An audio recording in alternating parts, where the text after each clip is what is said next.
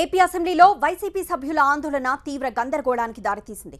Speaker podium పైకెక్కి ఆయన చైర్ను చుట్టుముట్టారు ప్రతిపక్ష సభ్యులు. ప్లకార్డులు పట్టుకుని పెద్ద ఎత్తున నినాదాలు చేశారు. వైసీపీ సభ్యులంతా స్పీకర్ పక్కనే నిలబడ్డారు.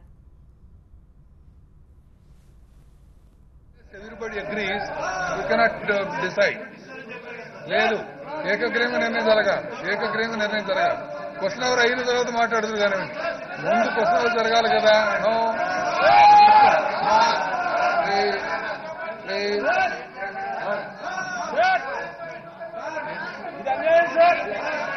అంటే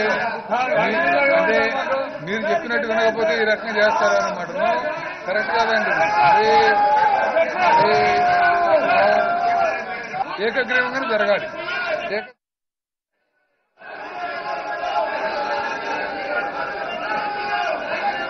మనం 30వ తారీఖుని చర్చ ఉండేదానికి తమరు 30 మాట్లాడొచ్చని చెప్పడం జరిగింది అధ్యక్ష. అధ్యక్ష వీరికి కావాల్సింది దీని మీద చర్చించడము.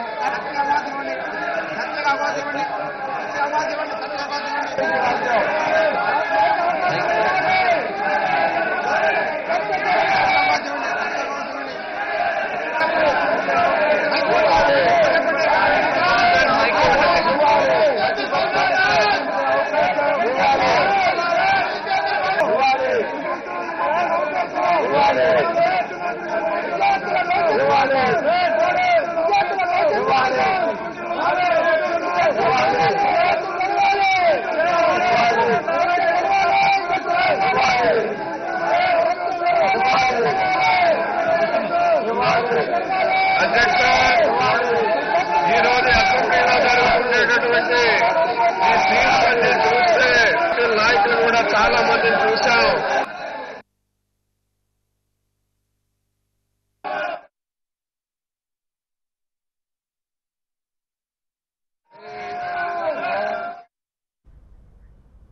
సభకు సహకరించాలని స్పీకర్ కోరినా కిందకి దిగలేదు.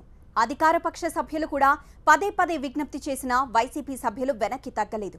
దీంతో రెండోసారి సభను 10 నిమిషాలు వాయిదా వేశారు స్పీకర్ కోడెల. ఏకగ్రీవంగా నిర్ణయం జరగాలి. క్వశ్చన్ అవర్ అయిన తర్వాత మాట్లాడుతున్నారు కానీ ముందు క్వశ్చన్ అవర్ జరగాలి కదా.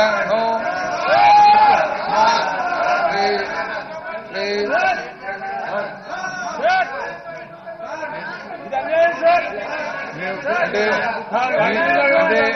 మీరు చెప్పినట్టు వినకపోతే ఈ రకంగా చేస్తారు అన్నమాట. కరెక్ట్ కాదండి.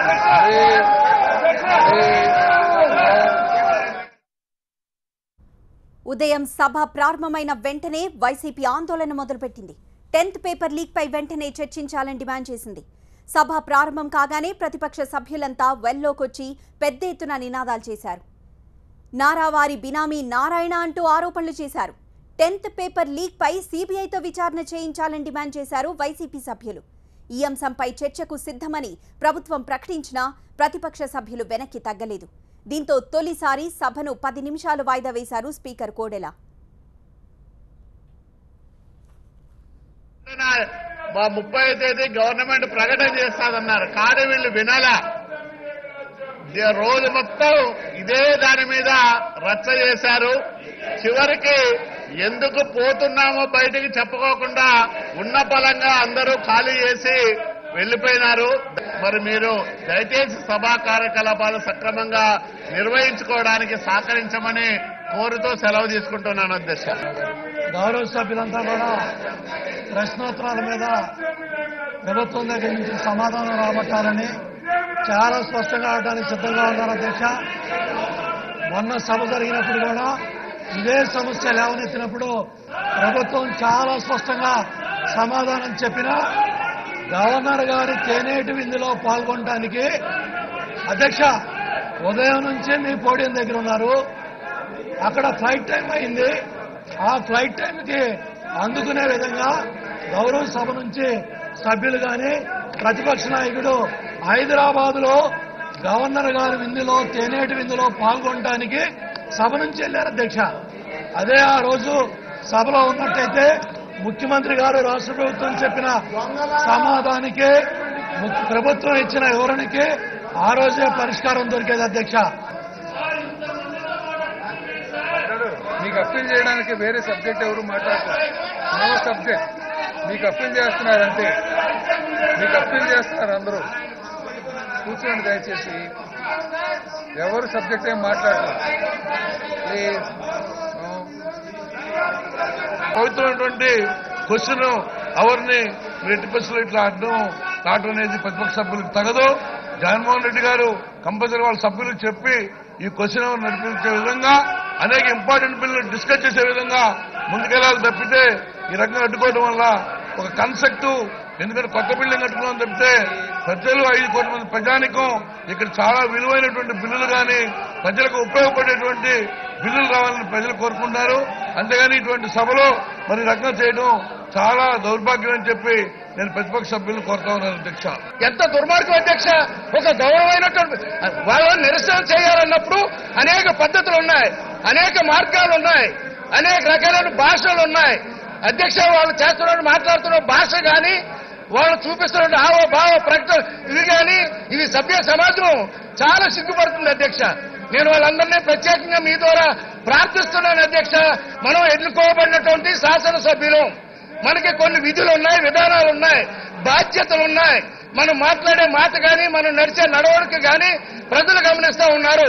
దయచేసి వెళ్ళ దగ్గరికి వచ్చి ఇదే పద్ధతిగా ఇదే ప్రకారంగా చేయడం భావ్యం కాదు అధ్యక్ష. ఇది చాలా పద్ధతి కాదు. మనం house is adjourn for 10 minutes.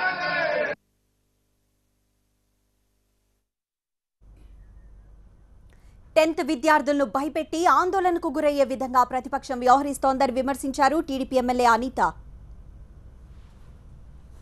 వాళ్ళు ప్రశ్నాపత్రం లీకుల గురించి మాట్లాడుతున్నారు.